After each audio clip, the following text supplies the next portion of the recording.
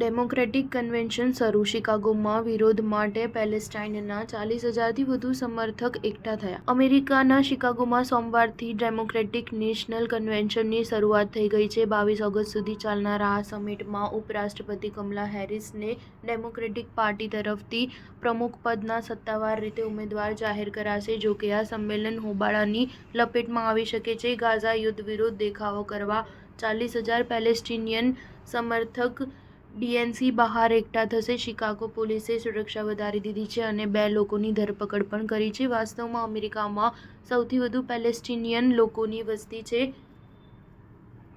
ઇલિનોઇસના બ્રિજવ્યૂને Latin Palestine કહેવામાં આવે છે. નોંધનીય છે કે આ પહેલા ઓગસ્ટ 1968માં હુબર્ટ હમ્ફ્રેને શિકાગોમાં ડેમોક્રેટિક કન્વેન્શનમાં નોમિનેટ કરાયા હતા, પરંતુ વિયેતનામ યુદ્ધમાં અમેરિકાની સંડોવણી સામે હિંસક દેખાવો થયા હતા. દેખાવકારો અને પોલીસ વચ્ચેની અથડામણે સમગ્ર દેશને હચમચાવી નાખ્યો હતો. શિકાગો સંમેલનમાં કમલા હેરિસ, વોલ્ઝ અને પ્રમુખ બાઇડેન ભાષણ આપશે. આ સિવાય મંગળવારે બરાક ઓબામા, બુધવારે બિલ ક્લિન્ટન અને ગુરુવારે કમલા હેરિસનું ભાષણ થશે અને તેને ડીએનસી વેબસાઇટ અને યુટ્યુબ પર જોઈ શકો છો. કમલા ટ્રમ્પ વચ્ચે 10 સપ્ટેમ્બરે પ્રથમ રાષ્ટ્રપતિની ડિબેટ થશે. ઉપરાષ્ટ્રપતિ પદના ઉમેદવારો ટિમ વોલ્ઝ અને જેડી વેન્સ 1 ઓક્ટોબરે ડિબેટ કરશે. કમલા હેરિસ પ્રમુખપદની રેસમાં સામેલ થયા બાદ તેમના પર વંશીય હુમલા વધી ગયા છે. દરમિયાન સેન્ટર ફોર